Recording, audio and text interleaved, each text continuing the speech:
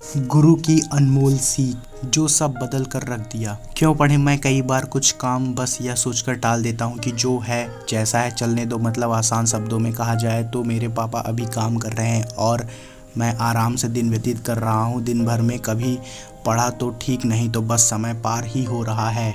मैं अपनी आरामदेह जीवन से बाहर आकर पढ़ाई करने, जीवन में कुछ बड़ा करने की सोच ही नहीं पाता हूँ। लेकिन इस कहानी ने मेरे नज़रिए को बदल दिया। अब मैं समय का महत्व को पूरी तरह समझ चुका हूँ। बहुत ही बेहतरीन कहानी है, एक बार ज़रूर पढ़ें। इसे पढ़ने के बाद आपका जीवन बदल जाएगा। 2 मिनट समय निकाल कर ज़रूर पढ़ें। गुरु की अनमोल सीख।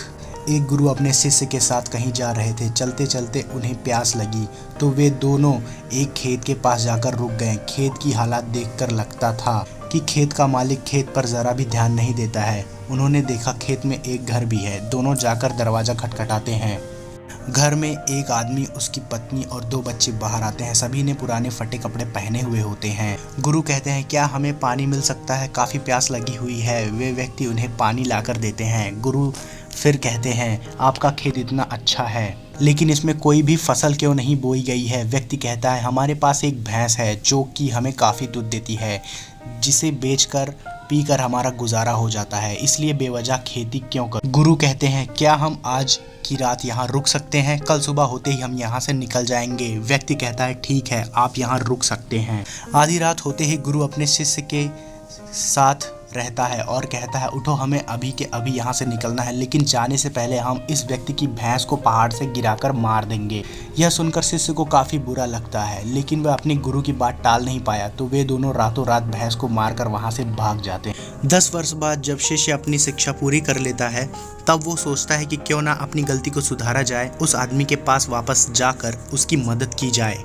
शिष्य उसी गाँव, उसी जगह वापस जाता है और देखता है वहाँ के सारे खेतों में दूर दूर तक काफ़ी फल लगे हुए हैं और वहाँ एक बहुत बड़ा घर भी है। शिष्य को लगता है कि शायद वो आदमी सब कुछ बेचकर यहाँ से जा चुका है। शिष्य वहाँ से वापस जाने लगता है, तभी वहाँ घर के आगे एक कार आकर रुकती है। कार में से वही व्यक्ति बाहर आता है जिससे शिष्य 10 साल पहले मिला था। शिष्य उसके पास जाकर कहता है, आपने मुझे पहचाना? मैं 10 साल पहले आपसे मिला था।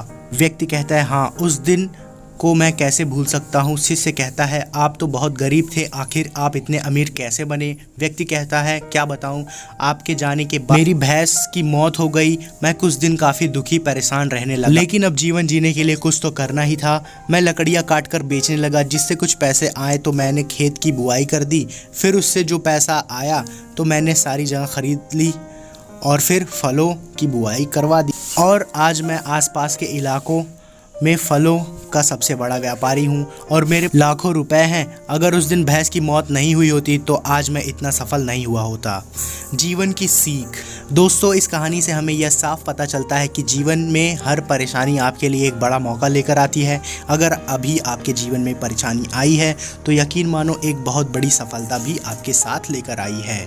यकीन मानिए, बुरे वक्त में अपने हिम्मत नहीं हारी तो आने वाले समय में आप बेहद सफल होने वाले हैं। आपको बस यह करना है। पहला है, अभी आप अपने मन में सोचो कि आपको ज़िंदगी जीना है या काटना है। दूसरा, अपने सपने मेहनत करना शुरू कर दीजिए आज से अभी। तीसरा है, आपको जो काम करने से अभी फ़ायदा होगा उसे कॉपी में लिख लो और पूरा करो। यह सबसे नहीं हो पाता है। अगर कुछ करने का सोचा है तो अभी उसके पीछे लगे रहो जब तक कि वह काम हो नहीं जाता है। इससे धैर्य होना चाहिए। अपने सुझाव सवाल कमेंट में दीजिए। थैंक